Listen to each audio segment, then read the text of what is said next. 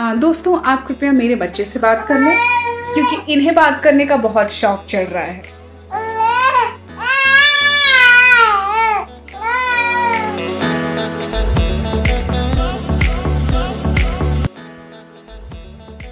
Hey guys, welcome back to my channel and I'm so sorry। मुझे कृपया क्षमा कीजिए कि मैं बहुत समय से आप लोगों के साथ नहीं हूँ, मैं बहुत रेगुलर नहीं हूँ, मैं नियमित रूप से वीडियोस नहीं बना पा रही हूँ और मेरा बनारस भी मुझसे इस समय थोड़ा सा दूर हो गया है। बट देखिए, समय के साथ चलते रहना पड़ता है और हमें भी समय के साथ चलना चाहिए। मुझे चाहे जो भी हो वीडियोस बनाते रहने चाहिए और मेरे जीवन की एक नई यात्रा चल रही है। मैं माँ बनी हूँ, मैं लखनऊ में आई हूँ, मेरे जीवन में सब कुछ बिल्कुल अचानक से एकदम मगड़म मगड़म टाइप का हो गया है। लेकिन मुझे उम्मीद है कि आप सब इसमें भी मेरे साथ रहेंगे, मेरा साथ देंगे।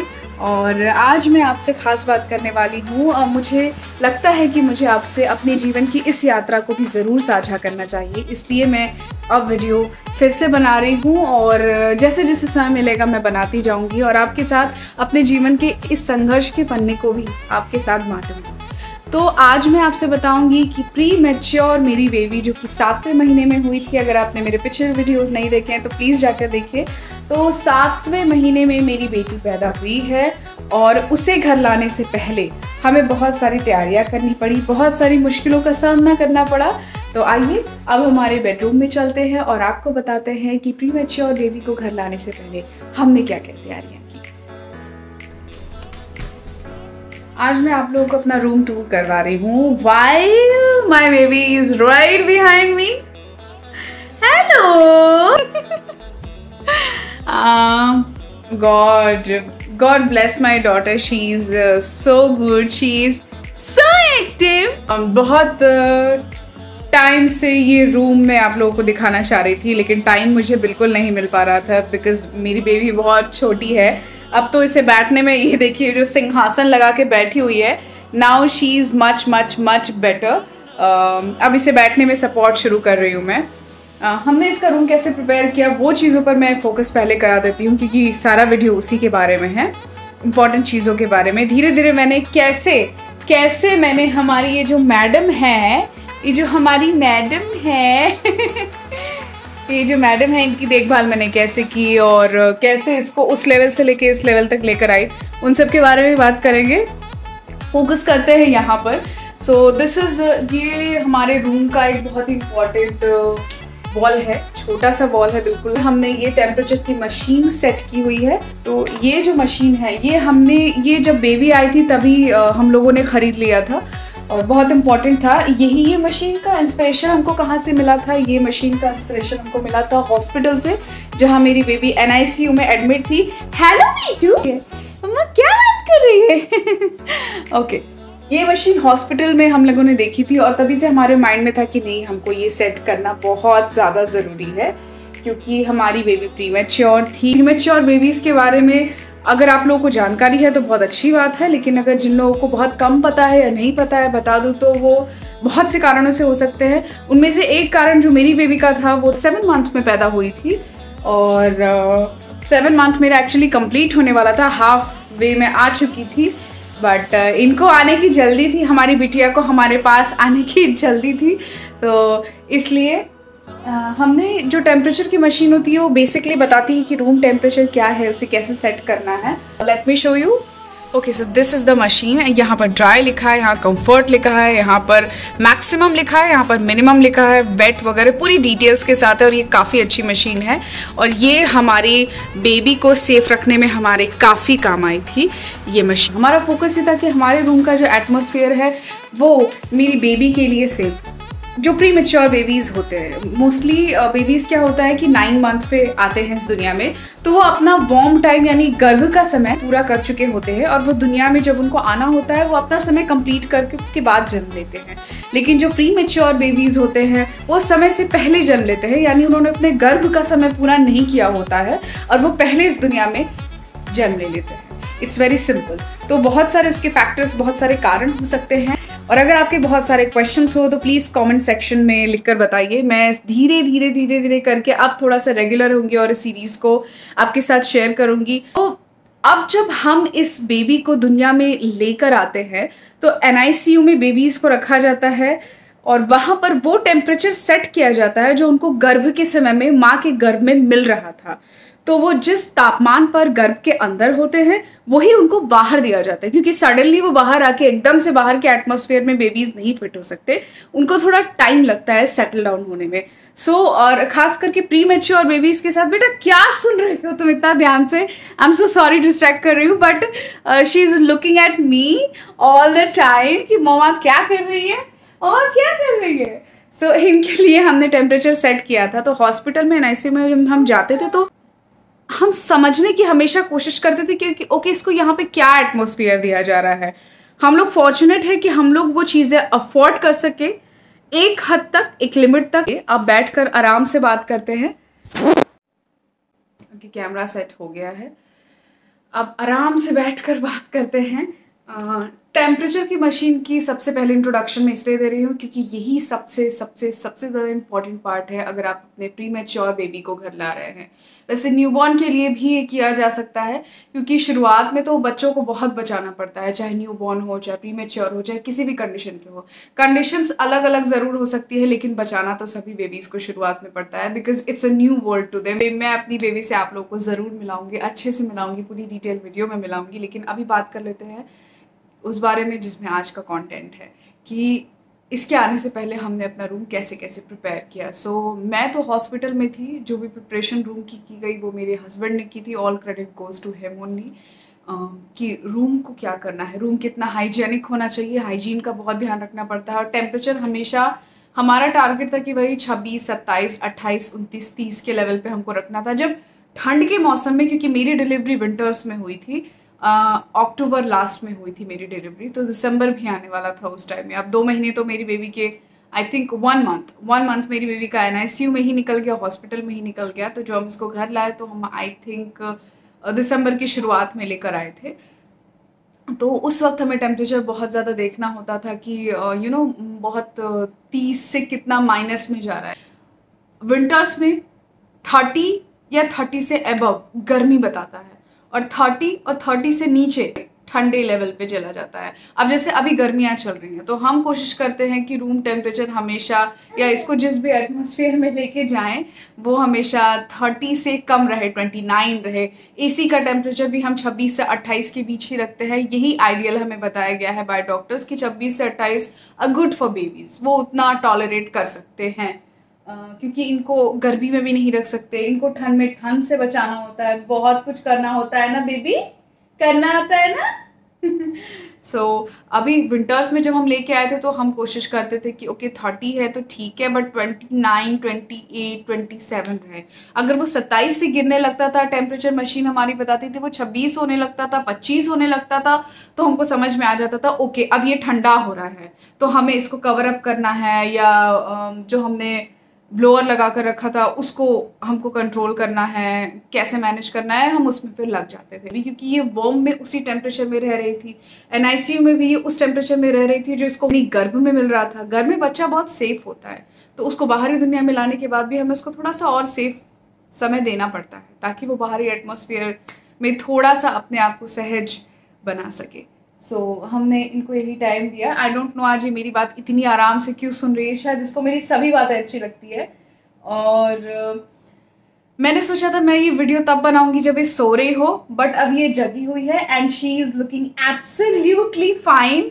आप देख सकते हैं she is looking at me, अच्छे से देख रही है। मम्मा को देख रही हो, मम्मा को देख रही हो क्या? यस। तो अब हम ये देखते हैं कि रूम ज़्यादा गर्म तो नहीं हो रहा, बिकॉज समर आ चुका है, क्योंकि गर्मी आ चुकी है, ग्रीष्मकालीन ऋतु चल रही है, तो इसलिए गर्मी कितनी है, बच्चे को ज़्यादा गर्मी न लग जाए, रूम कहीं गर्म ज़्यादा तो नहीं हो गया, टेम्परेचर कितना है, ये सब चेक करने में काफ़ी हमारी हेल्प कर देती है।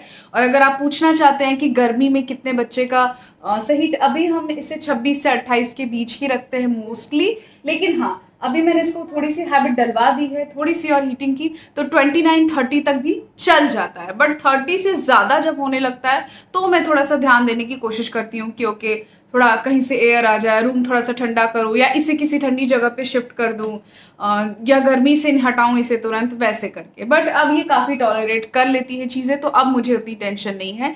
बट शुरुआत के 6 मंथ्स मुझे काफ़ी टेंशन थी। हाँ बेटा, शुरुआत के 6 मंथ्स ओके बात करेंगे अभी। काफ़ी टेंशन थी, इसे काफ़ी बचाना था। Now she is in safe zone और काफ़ी हार्ड वर्क लगा है इसमें।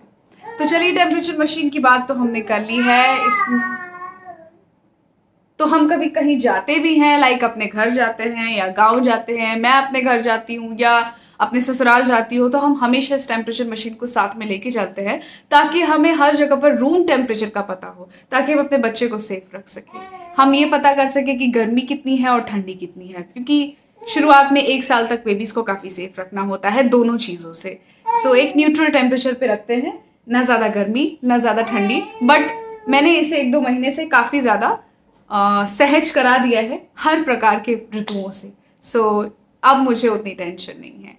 तो चलिए अब नेक्स्ट चलते हैं इस रूम टूर के बारे में। चलिए, okay, so this is my room. ये मेरी बेबी का बेड है, प्यारा सा, ब्यूटीफुल सा। ये भी मेरी बेबी के साथ ही आया था। हमने काफी तरह की ब्लैंकेट्स रखी थी। एक ये विंटर ब्लैंकेट है और एक वो मेरी बेबी के पास जिससे मेरी बेबी खेल रही है वो समर ब्लैंकेट है। एंड ये भी हम काफी बाद में लाए और इससे मेरी बेबी बहुत डरती थी, इसे हमें हटाना पड़ा था। इसकी स्टोरी बाद में बताऊंगी कभी। सो हमने इसको काफी सेफ रखा था, साफ सुथरा होना चाहिए, हाइजीन का बहुत ध्यान रखा था। मच्छरदानी हमें इसके साथ अटैच मिली थी। दिस इज फ्रॉम बेबी हग, हमने इसे परचेज किया था from the store in Lucknow. और इसके अलावा हम रूम भी काफी साफ रखते थे, क्योंकि हाइजीन का काफी ध्यान रखना होता है। अपनी बेबी को घर लाने से पहले हमने पूरे रूम का डेटॉल से पूरी क्लीनिंग अच्छे से कराई थी, हमारी हाउस हेल्प से। और एंट्री सबकी बहुत रेयर करा दी थी। ये एक एक्स्ट्रा मच्छरदानी भी रखी है, ये मैं आपको दिखा देती हूँ कि कैसे ओपन और क्लोज होती है। सो ये एक्स्ट्रा मच्छरदानी हमारे ट्रैवलिंग के लिए है या हमारे बेड के लिए है, कि अगर हम बेबी को कहीं ले जाते हैं तो भी हम पूरा बेड तो नहीं ले जा सकते, लेकिन हम ये ले जा सकते हैं। तो it opens like this and shuts like this. तो ये इस तरीके का लुक कंप्लीट आता है और ये हमने Amazon से खरीदी थी। लिंक अगर आपको चाहिए तो मैं डिस्क्रिप्शन में मेंशन कर दूंगी, आप प्लीज डिस्क्रिप्शन में चेक कीजिएगा। ये बहुत ही सेफ है आई थिंक। और ये जो एक्स्ट्रा इसमें अलग से ये फ्लेयर्स दी हुई हैं, ये बहुत सेफ है, क्योंकि छोटे छोटे कीड़े फतिंगे साइड से घुस जाते हैं। जैसे वो देखिए, अभी वो छोटा सा छेद उधर से दिख रहा है, वहां से आ सकते हैं। तो ये जो एक्स्ट्रा फ्लेयर्स है, आप इसको अगर फोल्ड अंदर की तरफ कर दे तो ये छोटा सा भी कोई भी यहाँ से होल नहीं बच पाता, ये कोई मच्छर या इंसेक्ट कोई बेबी के बेड की तरफ जा सके। ये फोल्ड हो सकता है, ये इजी टू कैरी है, ये लाइट वेट है और इसे कहीं भी कैरी करके ले जा सकते हैं। तो इससे मैं अभी यहाँ रख देती हूँ। और क्लीनिंग की बात हो गई, हाइजीन की बात हो गई। इसके अलावा यहाँ सैनिटाइजर हमेशा रूम्स में होते थे, ये तो बेबी की मेडिसिन है। अभी ये रूम काफी चेंज हो चुका है, पर जब ये आई थी तो इसमें कोई एक्स्ट्रा सामान नहीं था सिवाय सैनिटाइजर्स के, उसके बेड के और कुछ जरूरी चीजों के। So it was really important कि हम बेबी के रूम में बिल्कुल भी फालतू चीजें नहीं रखें और इनको सेफ रखें, जो कि हमारी फर्स्ट प्रायोरिटी थी। हमने और भी बहुत सारी इंपॉर्टेंट चीजें की थी, जैसे कि ये हमारा ब्यूटीफुल सी बैल्कनी है, ये हमारी ब्यूटीफुल सी विंडो है। लेकिन जब हम शिफ्ट हुए थे तो ये फील हुआ कि विंटर्स में यहाँ से काफ़ी ठंडक आती है। ये ठंडक क्योंकि हमारा बेबी का बेड यहाँ पर सेट है, तो ये ठंडक यहाँ तक काफ़ी ज़्यादा आ जाती थी। यहाँ पे बेबी के बेड तक ये ठंडक पहुँचे ना, इसलिए यहाँ पर हम लोगों ने काफ़ी अखबार लगाए थे, कहीं से भी कोल्ड ना आए उसे, कहीं से भी ठंडक उस तक ना पहुँचे। ये बहुत बहुत बहुत ज़्यादा उस वक्त ये बहुत ज़रूरी था। तो हमने उस वक्त इनको ठंडक से बचाने की कोशिश की थी, अखबार लगा के कवर अप करके। जब मौसम और सीज़न थोड़ा सा नॉर्मल हो गया, जब हम फरवरी में आने लगे, जनवरी में आने लगे, जब थोड़ी सी गर्मी आने लगी, तब हमने वो सारे अखबार फिर वहाँ से हटाए। और काफ़ी ज़्यादा अरेंजमेंट करनी पड़ी थी, क्योंकि उस वक्त इसका वेट भी काफ़ी कम था। बर्थ वेट जो होता है वो आप जानते हैं कि जन्म के समय जो शिशु का वज़न होता है, वो वज़न पैदा होने के बाद और थोड़ा सा घटता है, कुछ ग्राम्स कम होता है। इसलिए हमारी बेबी का वज़न, तो मैं ऑनेस्टली बताऊं, ये 1.3 kg की बेबी थी और जन्म के बाद ये सिर्फ 1 kg की बेबी रह गई। सो इसे जो भी सपोर्ट मिलना था वो मेरे ब्रेस्ट मिल्क से मिलना था, डॉक्टर से मिलना था, NICU की हेल्प से मिलना था, and we chose a very very very very very good hospital. That's why my baby also survive. और इसका आई थिंक स्टेमिना भी काफ़ी ज़्यादा है।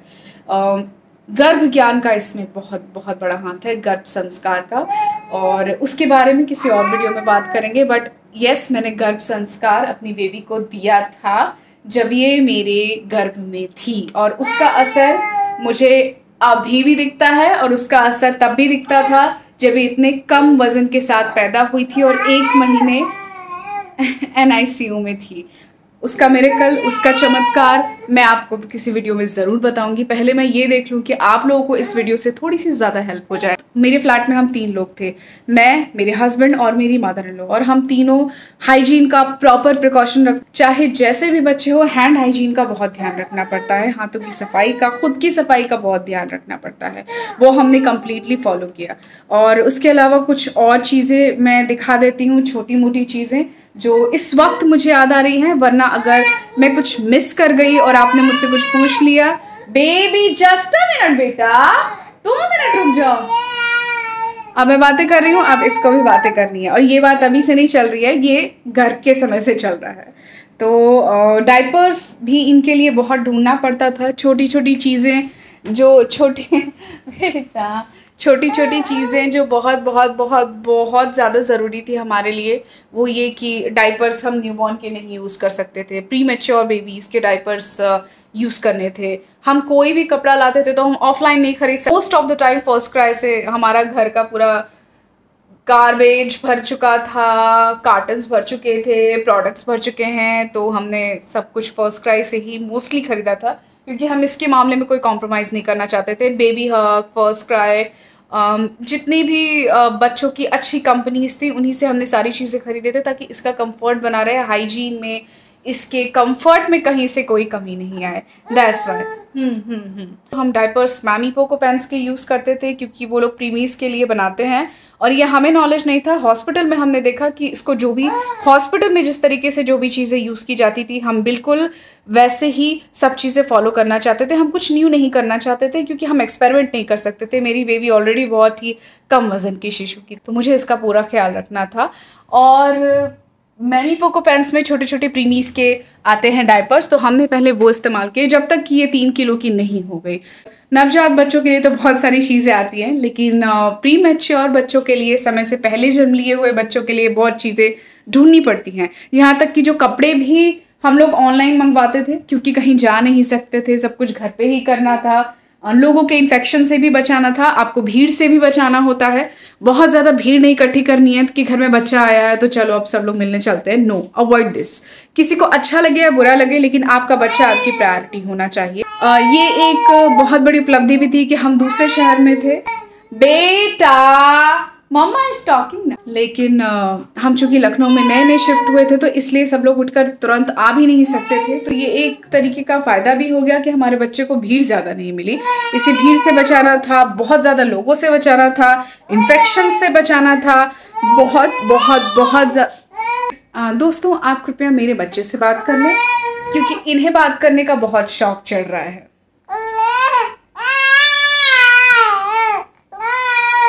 ये वही बच्ची है जिसकी आवाज़ यूं चींटी की तरह निकलती थी, और इसकी माँ वो आवाज़ सुन लेती थी। ये हर टोपी में फंस जाती थी, हर कपड़े इसके बड़े होते थे। मैं हर कपड़ों को फोल्ड कर करके मोड़ मोड़ कर इसे पहनाया करती थी, ताकि इसे कुछ तो फिट हो जाए। सबसे इम्पॉर्टेंट बात जो मैं आपसे कहना चाहूँगी कि अगर आपका भी मेरी तरह कोई प्रीमैच्योर बच्चा है या होने वाला है, डॉक्टर ने कहा कि हमें डिलीवरी जल्दी करनी पड़ेगी या भविष्य में हो, तो प्लीज़ मेरी आपसे यही निवेदन है कि कृपया घबराइएगा मत। प्रीमैच्योर बेबीज़ कई तरह के होते हैं। ये वो बेबीज़ होते हैं, ये वो शिशु होते हैं जो जन्म का समय पूरा होने से पहले उन्हें जन्म लेना पड़ता है किसी न किसी कारण से। तो इसके लिए घबराने की कोई ज़रूरत नहीं है। आपको बस चाहिए सही देखभाल, सही जानकारी और बिल्कुल जागरूक माता पिता होने की ज़रूरत है। बस थोड़ी सी ज़्यादा मेहनत और थोड़ा सा ज़्यादा समर्पण आपके बच्चे को बहुत बेहतर कर सकता है।